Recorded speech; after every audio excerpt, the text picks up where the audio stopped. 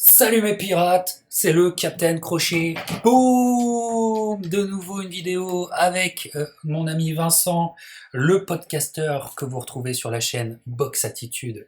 Faut-il encore le présenter? Comment ça va, Vincent? Salut Captain, salut les pirates, ça va, merci. Écoute, tu prends un petit peu possession de la chaîne là avec cette vidéo parce que Vincent me contacte, me dit écoute Captain, je pense que nous n'avons pas tout dit sur le cas Tyson-Holyfield et cette rivalité. Alors, écoute, t'es tombé à la bonne enseigne parce que je t'ouvre les portes et puis dis-moi. Alors, qu'est-ce qui t'a donné envie de reparler aux pirates de cette rivalité? Ce qui se passe en ce moment, le retour des papis, c'est ça qui t'a donné envie? Et alors en fait, tu vois, j'y réfléchissais là, alors je me demande est-ce que ça m'a pas influencé inconsciemment, parce qu'à la base, je t'avoue, enfin, j'ai dû penser à ça quand même, peut-être à partir du moment où effectivement ils ont dit que peut-être ils allaient faire un troisième combat dans le cadre d'une exhibition, et je, Faut-il je le me suis rappeler? repensé tout ça, et ouais, je pense qu'il y a des trucs à dire effectivement sur cette rivalité. Voilà. Et on va Ouais. s'attarder justement sur euh, cette rivalité, surtout une époque et un combat qui était prévu entre ces deux-là, mais qui n'est pas arrivé. Non, messieurs, dames, il n'y a pas eu que deux combats. Il y a aussi un combat fantôme, faut-il le savoir. Et l'année, c'est 1991. Hein. Euh, L'année Et où je suis né, hein. oh, ton année de naissance. Ah bah ça y est, merci encore de me donner un coup de vieux. Ça y est, merci encore de me donner un coup de vieux. Qu'est-ce que vous êtes ligués en ce moment pour me donner un coup de vieux, les gars. Vincent, faut-il le rappeler, là on parle de la grande, grande, grande histoire des lourds, et comme vous le voyez, on a décoré la vidéo avec cette conférence de presse, avec aussi la petite, vous voyez aussi à côté de Vincent, l'affiche officielle de ce combat. Ah, je me trompe de ça, c'est Ouais, là. non, c'est toujours pas là. Non, ah, c'est là. Voilà, c'est là. Et, Voilà. euh, et l'affiche officielle et la conférence de presse officielle hein, de ce combat en 1991. Et donc, bon, si vous avez vu le, le documentaire Chasing Tyson de ESPN 430, très bon documentaire par ailleurs, vous en avez eu écho, mais c'est, en tout cas pour les gens, les vieux grabataires de ma génération, c'est une Madeleine de Proust ce moment-là, parce que c'est de là que naît euh, l'amertume, si j'ai envie de dire, sur ce surtout par rapport à Mike Tyson et aussi à Evander Holyfield et leur rivalité. Alors toi, qui es né à cette époque-là, euh, qu'est-ce que t'en penses finalement avec ton regard de jeune historien de la boxe? Ben, c'est vrai que déjà, enfin, en termes d'événementiel, moi, je me suis un peu replongé, si tu veux, dans ces périodes-là, et j'ai beaucoup, en fait, quand on avait fait une vidéo sur leur rivalité avec JC sur Box Attitude, je m'étais beaucoup replongé justement sur ce combat fantôme, comme tu le dis. Et en fait, tu te rends compte surtout ce qui est déjà fascinant, c'est à quel point il y avait un enjeu énorme. Enfin, ça faisait vraiment, c'était le combat de choc, quoi. C'était l'affiche de choc quand on parlait, tu vois, en 2018, je me souviens de la hype qu'il y avait autour de Joshua Wilder, mais là, c'était encore pire, là. C'était encore pire parce que c'était deux mecs, quand même, qui avaient une personnalité, un charisme, qui étaient des phénomènes. Et ce combat, quand tu vois le nombre d'argent aussi qu'il y avait sur la table, en termes d'événementiel, déjà, c'était un truc, c'était énorme, quoi. Ouais, c'est un moment énorme. C'est un moment aussi pour tous les fans, et bon, je parle évidemment des fans hardcore de Tyson. Ici, il n'y a pas de place pour les moitiés de fans de boxe. Ce n'est pas la chaîne pour vous. Ici, c'est que le hardcore qui reste. C'est aussi une période, cette année-là, et ce moment-là de cette conférence, qui, tu sais, où tout se, comment dirais-je, tout s'enchevêtre, tout vient s'enchevêtrer ensemble. Les problèmes de Tyson qui vont débuter, euh, une part de folie qui se fait, des contrats faramineux qui sont en train aussi de se négocier, parce qu'il y a eu des coups dans les pattes aussi. Pourquoi ce combat aussi s'est pas fait? Parce qu'il y a eu aussi sur le plan business des Ouais. trucs incroyables. Voilà. Mais ce qui est intéressant, Vincent, c'est de remettre dans le contexte et aussi d'expliquer que ce qu'on vous a toujours appris, c'est-à-dire que la boxe était divisée en, euh, en équipes, si je puis dire, ou en mondes qui ne se parlaient pas. HBO, Showtime, Don King, euh, Bob Arum, par exemple. Bah là, Mhm. c'est beaucoup plus poreux que ça. C'est beaucoup plus poreux que ça. Parce que, regarde la photo, euh, la télé, ils l'ont.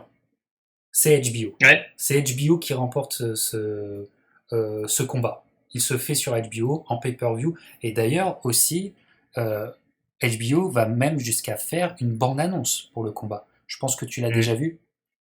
Tu as déjà vu cette bande-annonce? Alors, je t'avoue, j'y suis peut-être tombé dessus, mais là, comme ça, j'ai pas souvenir. Si tu me l'as remontré, peut-être je te dirais, ah oui, Ouais. oui, effectivement, mais là, C'est comme ça, j'en ai pas forcément c'est souvenir. une des bandes-annonces finalement célèbres de HBO, d'autant plus que le combat n'est jamais arrivé, donc ça a rendu la bande-annonce célèbre. Il y a ni Tyson ni Holyfield qui apparaît dans la bande-annonce. C'est très très simple la bande-annonce. Elle a marqué les esprits des gens de ma génération. C'est une ville américaine, personne dans la ville. Il y a, tu sais, des papiers de journaux qui volent à travers le vent Façon western, ouais. dans des rues désertes. Toutes les rues sont désertes et c'est ça le principe de la pub, c'est que toutes les, toutes les villes deviennent désertes, tout le monde est chez soi ou dans les bars parce que tout le monde va regarder ce combat Tyson Holyfield et ça c'est une bande annonce silencieuse et t'as simplement l'annonce Tyson Holyfield à la fin et tu comprends pourquoi les rues sont désertes. Donc Bon, mais je l'ai pas vu, alors, je te confirme, mais j'ai pas dû la voir, cette bande-annonce. J'irai la voir, ouais. tire à la voir. Et donc tout est mis en place. Le lieu, on l'a aussi, c'est le Caesar Palace. C'est le Ouais. Caesar Palace de Las Vegas qui remporte aussi ce combat. Bien sûr, le MGM n'est pas encore construit. On est en Eh 91, oui. le MGM n'est pas encore construit. Et sur le strip de Las Vegas, la, comment dire, le l'hôtel qui a peut-être la meilleure infrastructure, et encore c'est à l'extérieur, bah, ça reste encore le Caesar Palace Mm. pour accueillir Après, il tout y le avait monde. le Mirage qui était lancé à l'époque pas mal depuis la fin Exactement. 89, qui, je crois, a dû essayer, je pense, de remporter les enchères pour ce combat. Exactement, le Mirage, que j'aime beaucoup d'ailleurs, hein. Vous Ouais. pouvez voir beaucoup de goodies du Mirage. Et Effectivement, Atlantic City était aussi sur le coup parce que ben, je crois que c'était Donald Trump déjà en 90 quand il était question de faire le combat le 18 juin 90, il avait aligné les fonds pour pouvoir, enfin il avait proposé en tout cas d'aligner les fonds parce que ça s'est jamais fait au final, de le faire au Convention Center d'Atlantic tout à City. fait. Parce qu'il était ultra Ouais. puissant à l'époque, et surtout à Atlantic City. Combien de combats sont faits à Atlantic City Ah ouais. Les combats de Tyson par sa beaucoup. volonté de Tyson aussi. Mais à cette époque-là, Tyson, qui venait de perdre l'année précédente contre Buster Douglas, ses combats de retour aussi, n'oubliez pas, il les a fait au Caesar Palace. Contre Tillman, Ah, normalement. les deux premiers étaient pas, et même, fait ou non, où c'était contre Rodox, c'était pas au Mirage quand même. Attends, parce que ça arrive après. Ah ouais, tu parles ouais de Stewart et Tillman, ouais. Voilà, Stewart et Tillman se Ouais, font au pas. Caesar Palace. Donc, ça a permis au Caesar Palace de solidifier à ce moment-là les liens avec Tyson et Don King. Ensuite, eh ben, c'est assez surprenant, mais c'est une association de promoteurs. Don Ouais. King la joue pas Et seul, et souvent son némésis, déjà à l'époque, et encore pour longtemps, Bob Arum, n'est pas dans l'histoire. N'est pas dans non, l'histoire. N'oubliez pas que Holyfield et son promoteur, c'est Dan Duva. Dan Duva ouais. qui va d'ailleurs décéder quelques temps après, hein, quelques Ouais, années, ouais, je crois, c'était au début des années 90, je sais je plus, crois que c'est ouais, mais 93 ou exactement la date, mais ouais. 94. 94, 95, quelque chose comme ça. Ouais, Et c'est sa femme, Katie Duva, qui va reprendre le business, qui va pas l'abandonner et alors qu'elle ne connaissait rien à la boxe. C'est une grande histoire de boxe, aussi très très méconnue, aussi il y a eu des grandes dames dans le monde de la boxe, ne l'oublions pas. Mais là, Il avait pas un frère aussi, Dan Douva, ou un fils, Dino Douva, qui a repris le truc pendant un moment? alors peut-être, mais en tout cas c'est sa femme Parce après que, c'est Cathy, mais il y avait surtout son ouais, père. Le père de Dan Douva était le c'était fameux Lou, entraîneur, ouais, Lou Douva, ouais, Lou bien sûr, Duva, ouais. voilà, c'est ça, Ouais. qui était Et dans alors, il paraît que dans cette histoire de promoteur, toi peut-être t'es au courant, Captain, c'était Shelly Finkel qui avait fait un peu le lien quand même entre les Douva et King. Parce voilà, parce que, que enfin, quand ça a eu du mal à se négocier à la fin des années 80, parce on en parlait déjà dès 88 du combat, que c'est Shelly Finkel qui aurait un peu fait la jonction entre les deux, ouais. voilà, et tout à fait, et ce que tu dis c'est très très important parce que ça permet aussi de montrer que la promotion de boxe c'est de la grande politique. Hein, tu es d'accord avec moi, Vincent, Ah et oui, que ah ouais. pour de la grande politique, il faut toujours des gens qui arrivent à mettre en lien, une sorte d'intermédiaires qui arrivent à discuter, à avoir l'oreille des deux parties. Voilà, c'est des gens assez importants en politique, mais c'est des gens aussi assez importants en boxe. Et donc, Shelly Finkel, il s'est occupé de ça. À cette époque-là, il est lourd, hein, Shelly Finkel. Euh, à ce moment-là, il gagne même, je crois, il gagne deux années de suite le trophée du meilleur manager à cette époque. Ah ouais. Voilà. Et c'est pour ça aussi que Mais il avait qui? chez les Finkel, quand Tyson fera vraiment sa fin de carrière sans Don King, c'est Oui. Finkel qui est derrière.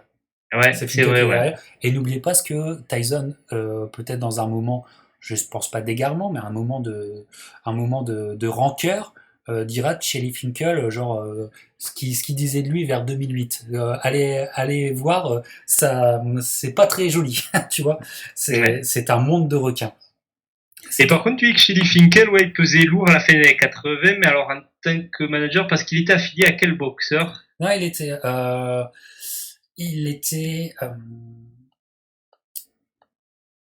J'avais pas souvenir, ouais, qu'il avait autant de il poids, est ouais, pas sur. affilié à Riddick Bowe en tout cas, mais c'est quelqu'un qui a fait chez Finkel, il a fait commencer Rock Newman, par exemple. D'accord, Il l'a lancé d'accord. dans le business de la boxe avant que Rock Newman s'occupe de Riddick Bowe tout seul, comme un grand. Voilà, il était. Mais en termes de boxeur, là, j'ai un trou de mémoire. Vraiment, vous savez bien, mes pirates, que moi, on démarre les émissions direct. Hein, on fait pas de l'archivage pendant 107 Ça ans. pas de préparation, ouais. Ouais, donc là, tu me poses une colle. Non, mais Euh, je sais pas, ouais, mais après, est-ce qu'il était vraiment affilié aussi à un boxeur ou est-ce qu'il était un peu en non, partenariat aussi un peu à droite à gauche? Je bah sais pas. là, tu vois, là, il fait, en gros, il fait, il a été indispensable pour Et que ça ouais, se fasse, parce que c'est quand même énorme, comme tu l'as dit, Vincent, c'est énorme. Hein. Quand la conférence de presse se fait là, cette photo-là, c'est pas une ouais. petite conférence de presse, hein, vous comprenez. C'est le genre de conférence de presse dont les journalistes se souviennent encore, tu vois, parce que c'est massif, tu vois. Ah, C'est, c'est énorme. ouais, C'est en termes d'événements. Et alors en plus, tu as dit tout à l'heure que c'était ouais HBO qui avait remporté du coup l'appel d'offres, en sachant que pourtant le clan Tyson et King n'entretenaient pas de bons rapports avec HBO non. à ce moment-là, puisqu'ils s'étaient déjà tournés vers Showtime. Déjà, ça se fait en même temps. Ça se fait en même temps. Et à la suite de ça, ça va complètement péricliter ce combat. À la suite de ça, Showtime récupère totalement Tyson.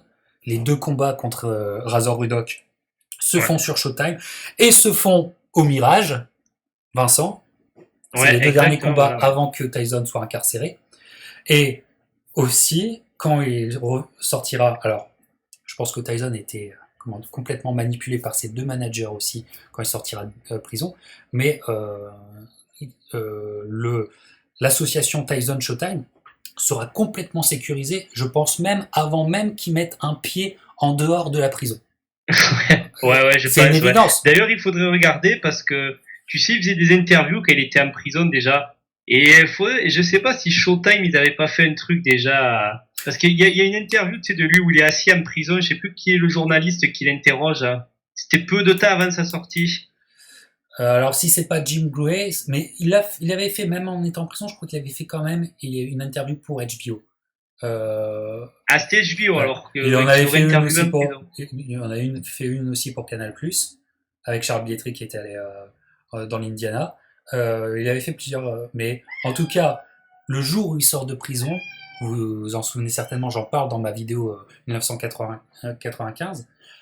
C'est une cohue, les journalistes le suivent, il prend un avion et il fait une conférence de presse à la fin de la journée aux États-Unis. Conférence de presse qui est expédiée je crois, aussi rapidement Ouais. que son premier combat, où il sort sa petite fiche et voilà, hop, euh, mes pirates, et il annonce tout de suite qui va être ses managers, qui continue avec Don King et que c'est avec Showtime. Boum, l'histoire est Ouais. réglée. Donc ça, tout s'est Et fait, il avait aussi un contrat, je crois, du coup, avec le MGM. et avec le contrat du MGM Il qui avait un venait d'être nombre de combats, construit. ouais, qui avait été défini, ouais. Mais donc là, cette histoire-là, on la connaît, et après cette structuration du comment dire, de l'échiquier boxe de l'époque, on la connaît tous. Mais si ce combat s'était fait, c'était complètement différent, et on dit Hello à Monkey, euh, ça aurait été complètement différent. On aurait encore vu Tyson sur HBO, au Caesar Palace, ça aurait été assez différent. Et en fait, ce qui s'explique aussi pourquoi ça, c'est qu'on oublie, mais le champion, c'est Evander Holyfield, il a les Et ceintures, ouais, et il ouais. fait jouer son statut de champion. Il le fait jouer, Ah ouais. et aussi Tyson accepte, et il y a eu beaucoup d'acceptation de Tyson. Pourquoi tout ça? Parce qu'il accepte aussi ça pour récupérer ses ceintures. C'est Donc, ceinture. ce combat, en fait, et c'est ça mes pirates, là on parle beaucoup business, mais hey, ça fait partie du jeu. Hein. Si tu te penches pas là-dessus, il y Ah a ouais. plein Ben déjà, d'éléments que tu tu le peux pas vois au niveau comprendre. de la bourse, parce que le premier combat avorté déjà de juin 90, où Tyson était encore champion, enfin, au moment où ils en parlaient, donc avant Douglas, c'était 11 millions de dollars pour Holyfield, 22 millions pour Tyson. 91, Tyson 15 millions, Holyfield 30 millions, ce qui à l'époque était une bourse record. Hein. Ouais, record. C'était, C'était record. Et, donc on le sait, Holyfield a toujours voulu ce combat contre Tyson. Hein, ouais. et ESPN en a fait un documentaire. Voilà, tout est dans le titre, hein, Chasser Tyson. Euh, Maintenant parlons sportif, Vincent. Toi, ça m'intéresse. Comment t'imagines ce combat s'il avait eu lieu en 91? Alors en fait, je vais te dire, parce que moi, quand je m'étais replongé à cette période, vraiment, j'avais fait des études à moi, j'avais vraiment tracé un peu les années 80, beaucoup de combats des années 90, et je suis donc arrivé à ce moment-là où la rivalité commence à se mettre en place. On en parle dès 88. 88, déjà, ça paraît un peu gros d'en parler parce qu'Holyfield est encore en lourd léger, donc tu sais pas trop ce qui va valoir chez les lourds. Puis, il a le temps, à la fin des années 80, d'en enchaîner pas mal, et en 90, quand devait se faire le premier combat à avorter, je t'avoue que tu te dis en regardant les combats, si tu essaies de te resituer dans le contexte de l'époque, Holyfield, il est bon, mais chez les lourds, quand même, face à Tyson, ça va avoir du mal à passer. Et quand on revient un an plus tard, donc au combat dont on parle actuellement en 91, Holyfield a battu Douglas, le tombeur de Tyson, en 3 rounds.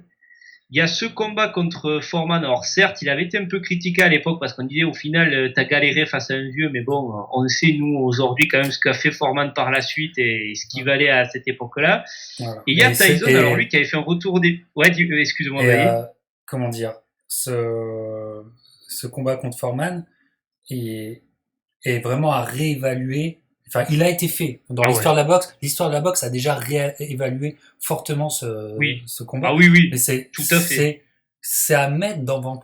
J'en ai parlé beaucoup ces derniers temps. Cette dernière année, Ouais. c'est revenu beaucoup dans mon discours. Mais Holyfield Foreman est à mettre dans vos panthéons de combats poids lourds. C'est Ah ouais. énormissime ce qu'ils font. Ah ouais. Et ça Énormissime. aussi d'ailleurs, en termes d'événementiel, c'était énorme aussi Et d'ailleurs. Hein. l'événement a été Bon, un ouais. succès incroyable. Ce qui a donné les reins très très solides à HBO, notamment. Exactement. Parce qu'à HBO, vous comprenez, vous voyez TVKO. TVKO, c'était l'appellation de HBO quand ils faisaient notamment quand ils faisaient des pay-per-view. C'est-à-dire que la télé se transformait en TV KO. Voilà. Et c'était leur appellation de l'époque, que vous pouvez Ouais. retrouver dans plein de vidéos. Et Et donc, pour en revenir à ce que je disais, donc voilà, donc il y a Holyfield qui fait son rencontre Foreman. Tyson lui faisait un retour fracassant, victoire par KO au premier round sur Tillman, Stewart. Il fait le gros premier combat contre Rodok. Par contre, deuxième combat contre Rodok, là je me souviens, j'avais revu le combat, on sent un Tyson qui, je sais pas si tu te souviens les derniers rounds, moi je me souviens, j'avais l'impression de revoir un peu le Tyson face à Douglas, quoi. Même s'il gagne le combat, il est devant au point, il montre, je trouve, des gros signes de ralentissement dès la deuxième moitié du combat contre Rodog. Et c'est là que je me disais, quand tu te mets à la place du spectateur de l'époque, tu te dis finalement quand même ça va être plus équilibré que ça, et t'as du mal à dire, parce que tu dis Holyfield chez les lourds, il a quand même prouvé pas mal de choses ces derniers temps, et Tyson, il y a eu cette défaite contre Douglas, et malgré trois grosses bonnes performances pour moi contre Tillman, Stewart et le premier contre Rodok, je trouve que dans le deuxième contre Rodok, on voit un Tyson qui montre des signes de faiblesse, je trouve. Et là, tu te dis, le combat va quand même être plus équilibré que si tu reviens un an en arrière. Pour moi, Tyson était assez nettement favori. Autant là, tu te dis, ça va être accroché entre les deux, quoi. tout à Et fait. je sais pas ce que toi tu en penses. Moi, de toute façon, moi, on a lancé cette série Regret éternel. Tu étais invité avec JC pour le commencement de cette série.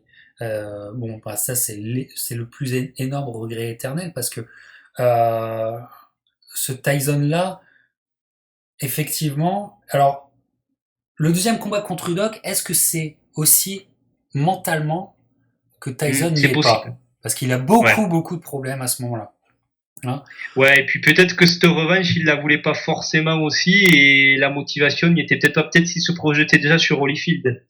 Voilà, voilà. Aussi, bon, il avait changé d'entraîneur et sur tout ce qui était appui, déplacement, angle, qui était finalement le peekaboo, mais sans avoir Kevin Looney dans son coin, ce style de Tyson, il a été formaté comme ça, donc il pouvait pas changer ce style. Mais son style était détérioré en ayant des gens dans son coin qui n'étaient pas des spécialistes de ce style. Vous comprenez ce que je Ouais. dis? C'est le grand problème de Tyson, c'est que Cus D'Amato soit mort et que son entourage ait mis de côté Kevin Looney. Ouais. Ah oui. C'est le grand problème parce qu'il a eu des gens, ben, bien sûr, des connaisseurs de boxe, mais son style était si à part et si perfectionné par un mec qui était à part que D'Amato que on n'a plus jamais revu le Mike Tyson comme on l'a connu dans les années 80. Donc, moi, je vais vous dire, avantage Holyfield sur ce combat. Avantage Holyfield, pourquoi? Parce que Holyfield avait montré une chose, et il le montrera encore, c'est que ça, il l'avait, et qu'il avait déjà eu des guerres, parce que toute la carrière d'Holyfield a été revue à la hausse. À cette Ah ouais. époque-là, même si j'étais jeune, je peux vous garantir que Holyfield était critiqué. Il était critiqué à chacune de ses sorties en poids lourd. En poids lourd, à Ouais. chacune de ses sorties, il était critiqué. Mais allez voir ses combats en poids lourd. Oh C'est ouais. Contre Michael hallucinant. Dox, moi je me suis en 88, non, Exactement. 89. 89. Ouais. Encore au Caesar Palace. Dox. Ah ouais. Et sur Showtime, d'ailleurs. Tu vois, tout était inversé. Ouais. C'est un combat de malades mentaux. Il y a Ah Bert ouais. Cooper qui arrive à knocker Holyfield. C'est des guerres. Il est obligé de sortir les guerres à chaque fois. Mais il les Ah sort. ouais, ouais. Contre Bert Cooper, Bert Cooper, c'est justement le combat qui va remplacer en fait celui-là, quoi. Voilà, et il se fait cueillir à froid. Et il faut revenir. Et voilà, il a montré de quel Ah ouais. bois il était fait.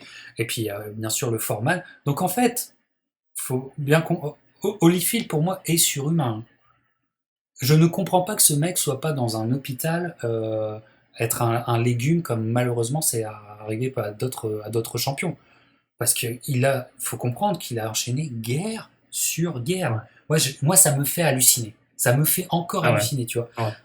Jusqu'à Mais Ridigo. rien qu'à lourd léger, ce qu'il fait contre Kwawi, le premier combat, hein, c'est incroyable. Et Et puis qui est oui, quand considéré, tu... Vincent, toi qui es historien de la boxe, ce premier combat est considéré comme le dernier combat légendaire en 15 rounds.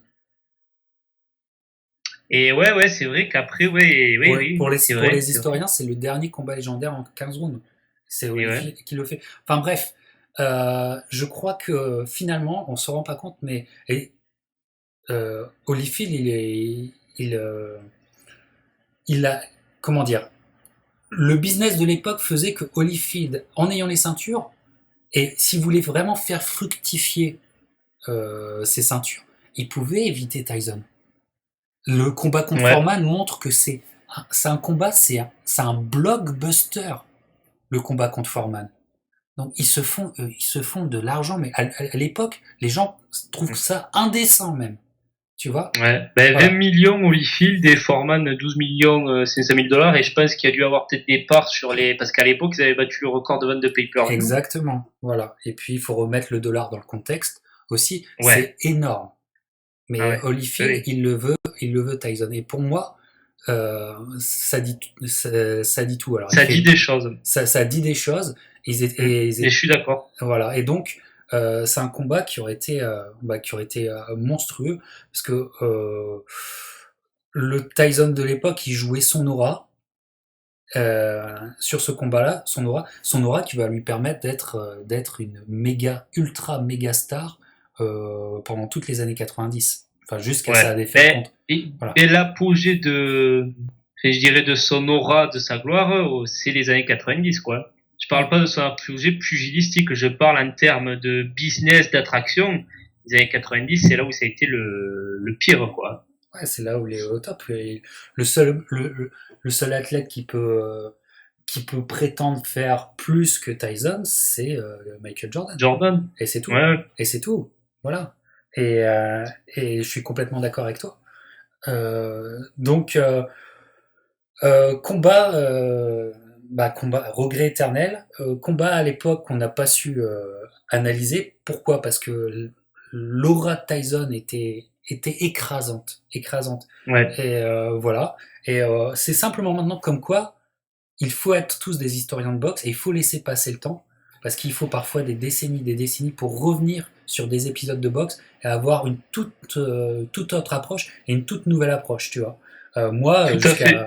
jusqu'à encore je te dirais, il y a quelques années, j'étais pas encore dans cette réflexion-là, tu vois. Et Mm. là, maintenant, le temps de maturer la chose.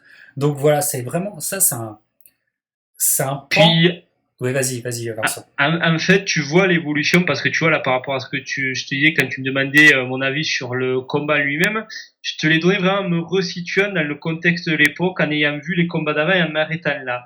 Et en fait, après, quand je vois ce qui s'est passé, effectivement, je donne comme toi un avantage Holyfield parce que je pense que tu l'as très bien dit, Holyfield, il a chassé Tyson. Et il y a une interview, je crois, d'Holyfield, alors une interview écrite pas orale que peut-être toi tu l'as déjà lu, Captain, elle existe pas en France, elle a jamais été traduite. Ou je crois que c'est à l'époque, mais justement, alors je sais pas si c'est avant ce combat ou avant celui des années 90 que les journalistes lui disent ouais quand même Evander, Tyson, ça vous fait pas peur et tout. Et il dit mais vous en fait Tyson vous le regardez, vous voyez la machine. Il dit moi je le connais Tyson. Il dit moi je l'ai croisé en 84 à la sélection olympique, j'ai échangé avec lui, je sais, je connais l'homme, je sais qu'est-ce qu'il y a derrière l'image du gars quoi. Et ça, je pense qu'en fait, Holyfield peut-être savait déjà aussi ce qu'on a découvert véritablement dans les années 90, mais que certains qui étaient plus proches de lui, ça connaissait déjà dans les années 80, les fragilités aussi mentales de Tyson. Et, euh, et moi, tu sais, c'est ce que je disais dans la vidéo avec JC. Le combat contre Holyfield en 96, je trouve qu'en fait, moi, je l'ai toujours trouvé très intéressant parce qu'en fait, je pense que peut-être que plus que le combat contre Douglas, la vraie défaite de Tyson, elle est là. C'est ce que je disais dans les premières secondes.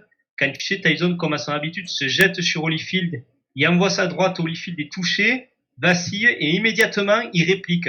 Et là, regardez, si vous pouvez capter la réaction de Tyson, il est choqué.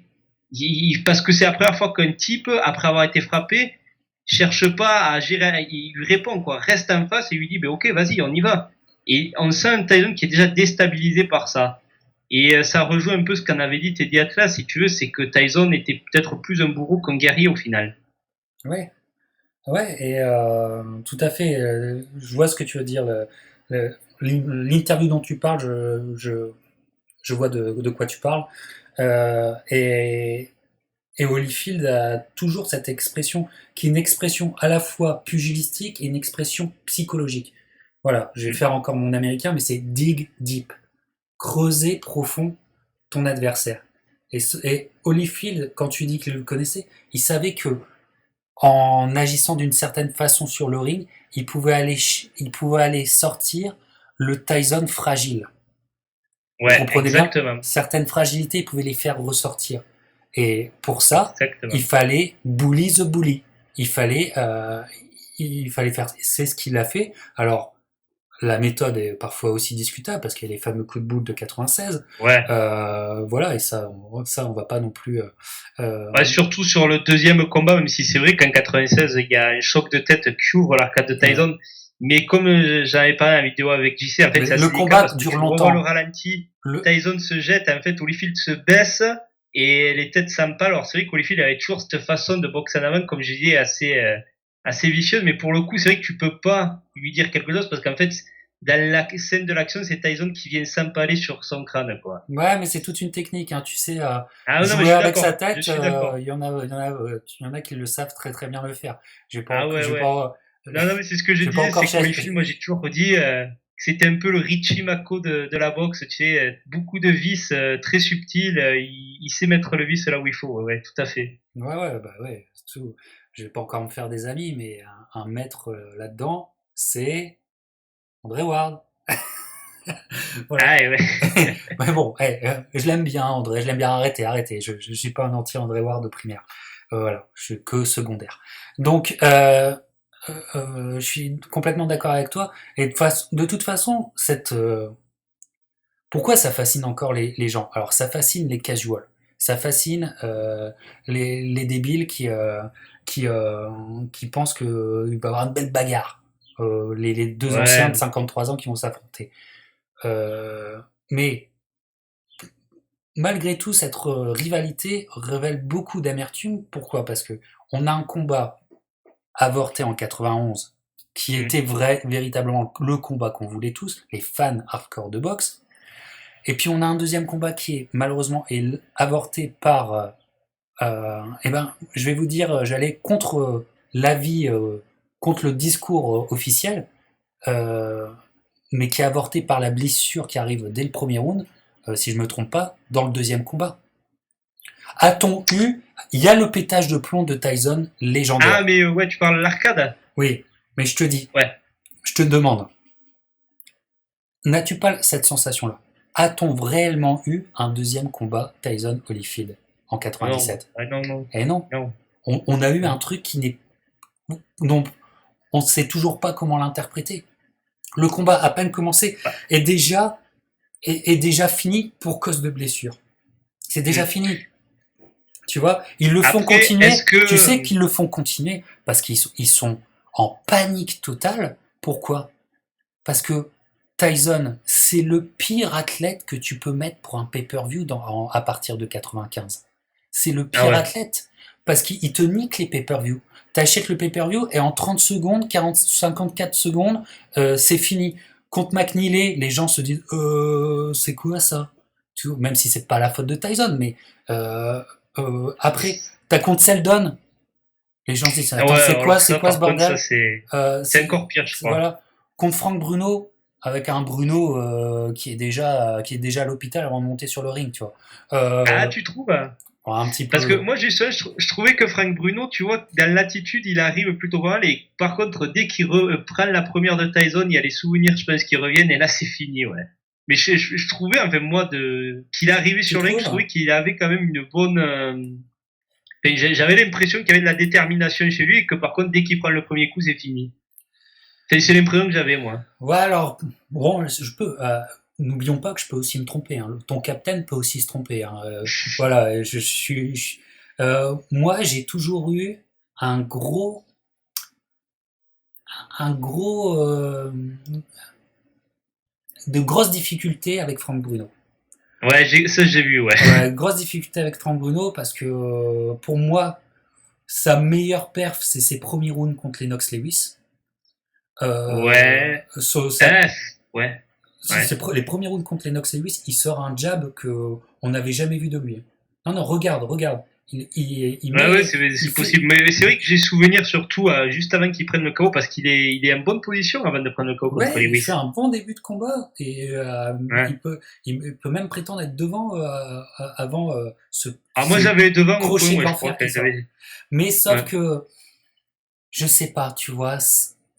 Après, c'est peut-être je fais un blocage visuel, mais pour moi, ça sent le mec chargé. Dans les années 90, le Franck Bruno, ça,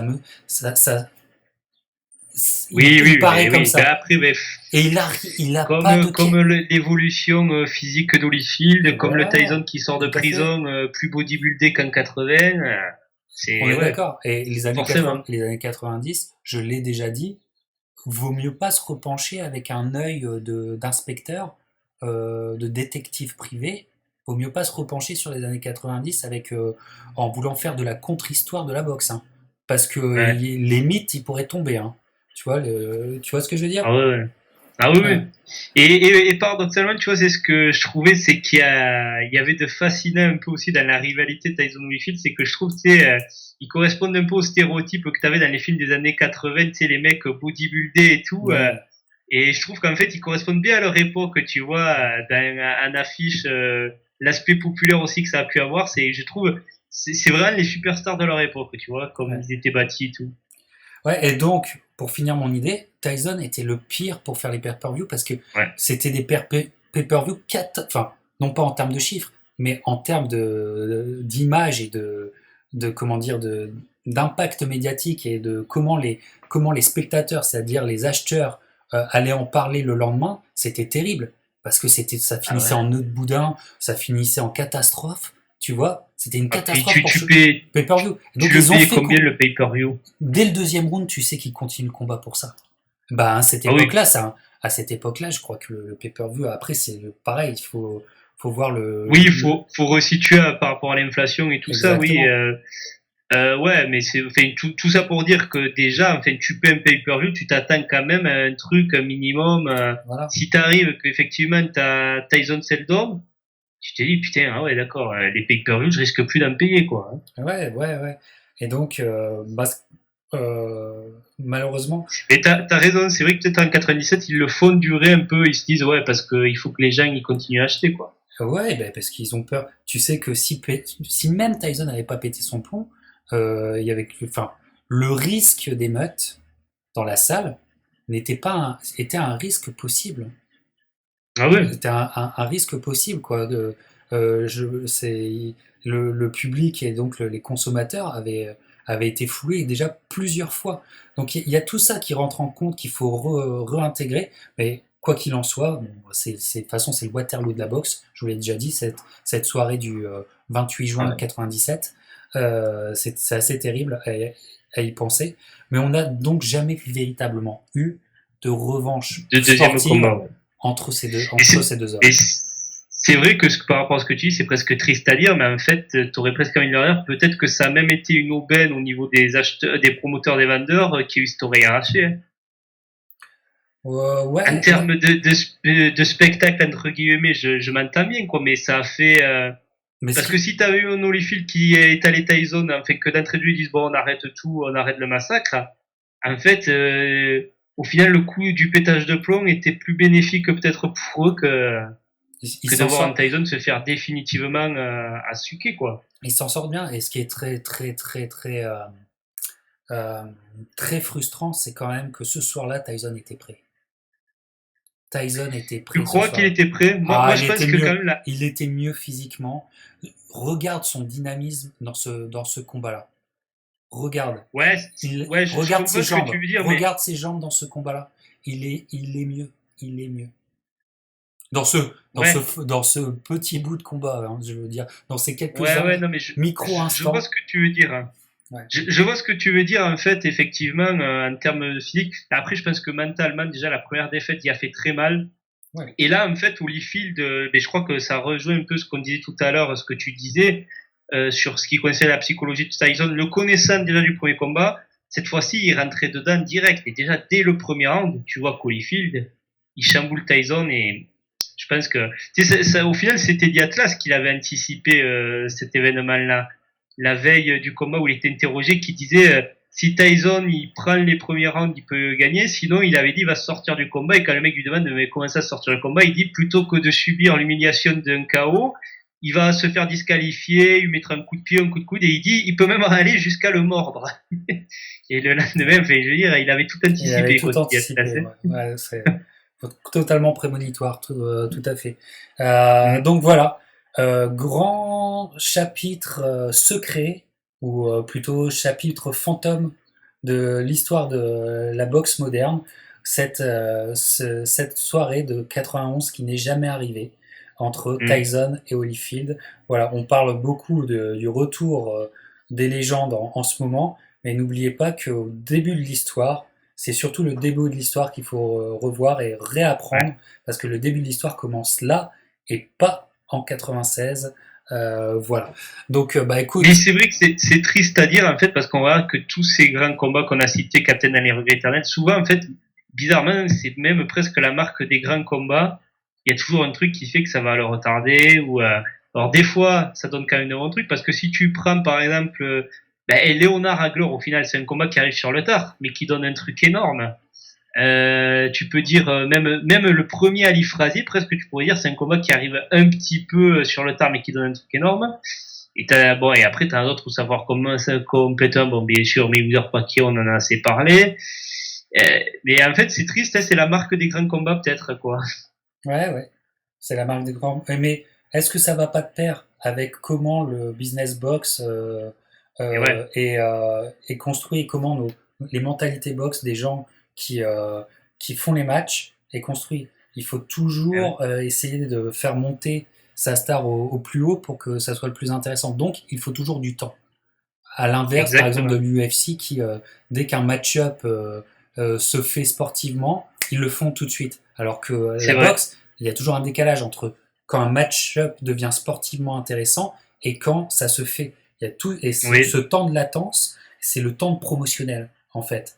Et ce temps promotionnel et le temps aussi de négociation, parce que on vous l'avait dit, on vous l'a déjà dit en début d'émission, la boxe c'est aussi de la grande politique, et donc c'est de la négociation. Je vous raconte pas, l'ONU à côté c'est du pipi de chat. Donc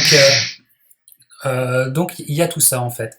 Mais voilà, Vincent, tu avais envie de discuter de cette époque de 1991. Voilà, le Vincent qui est historien de boxe qui naît cette année-là. Donc, quelque part, c'est le début de tout pour toi. C'est le début de tout pour toi.